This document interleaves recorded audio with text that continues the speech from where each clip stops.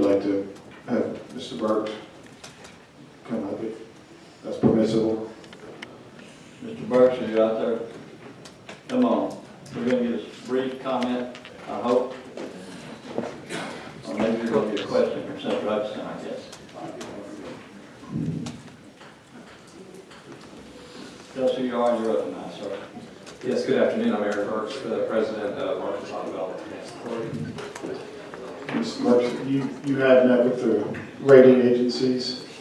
And Yes. do you, based on your conversations with them, do you think the amendment that we just passed, I think Senator Hendricks, is necessary to get them at least make progress with getting them comfortable in increasing that rate?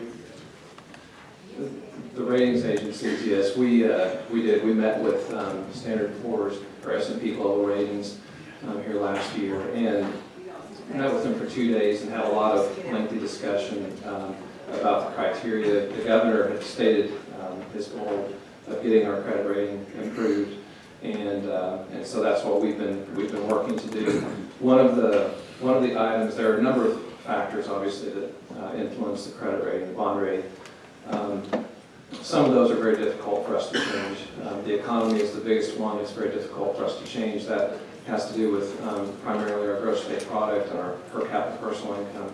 Those are things that we tackle over a very long period of time. In the short run, the things that we can do that influence our rating are the creation and funding of a long-term reserve fund, as we're doing here. And then another one is addressing our unfunded or underfunded pension liabilities. So those are the two things that are identified in the reports that we can do to achieve that goal of getting an upgrade in our rating, which has been the same for 51 years. We've been AA rated for 51 years.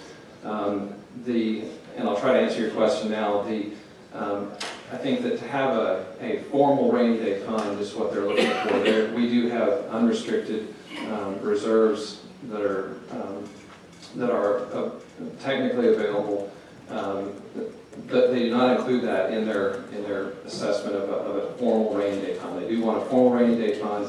The easier it is to access that fund, I think the better, just in terms of, anytime that you have supermajority hurdles or things like that, there might be barriers to actually getting that money for the purpose it's intended to make up that budgetary gap. So I can read to you some of the stuff that might be relevant on point if you'd like, or if I could. We may already have that. We've got a copy of, I don't know if it's the same one you've got. Yes. The thing I think Senator Rayford sent out, the ratings methodology, that does have under the liquidity section on page 14, 16, sorry, does talk about, again, it doesn't define it exactly the way we would want to. They don't specify what mechanisms for accessing those funds would be acceptable, but they talk about availability, available cash. And it's true, we could have a special session right now and access money from funds, and that to them was